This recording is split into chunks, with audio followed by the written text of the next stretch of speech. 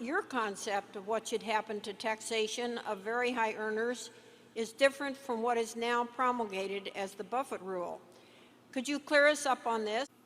It has gotten used in different ways. I think intentionally in some cases, because it was more fun to attack something that I hadn't said than to try to attack what I had said.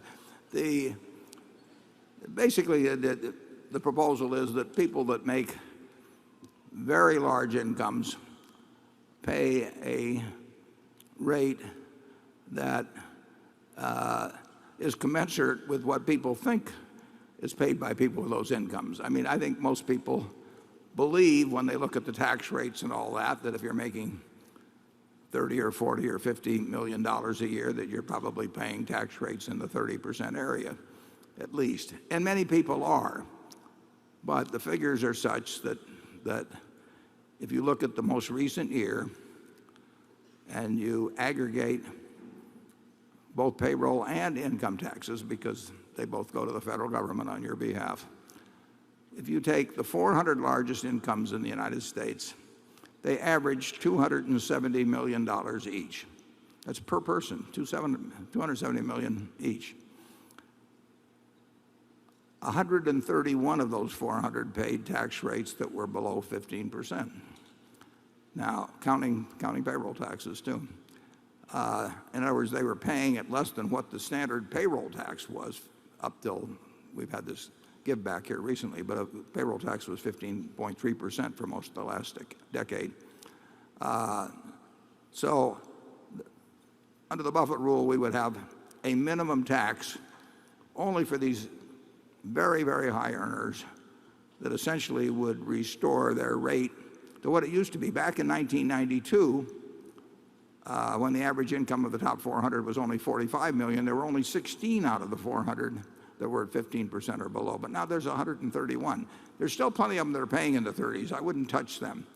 But I would say that when we're asking for shared sacrifice from the American public, when we're telling people that we formerly told we're given promises on Social Security and Medicare and various things, and we're telling them we're sorry, but we kind of overpromised and we're going to have to cut back a little, I would at least that the people with these huge incomes get taxed at a rate that is commensurate with the way they used to be taxed not that long ago, and probably is commensurate also with the way that 2/3 of the people in that area get taxed at higher rates. So it's gotten butchered a little bit, but it would affect very, very, very few people. It would raise a lot of money.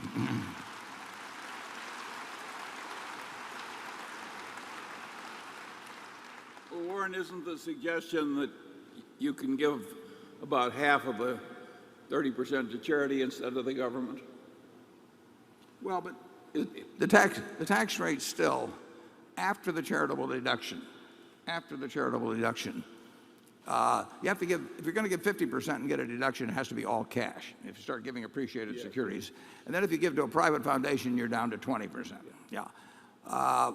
But there is some exception in this proposal now, isn't it? Obama's proposal that charitable contributions help you.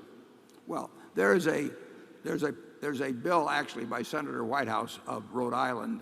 I mean, that is the only actual bill that was voted on, and it did not get the vote. It got 51 votes in the Senate and needed 60.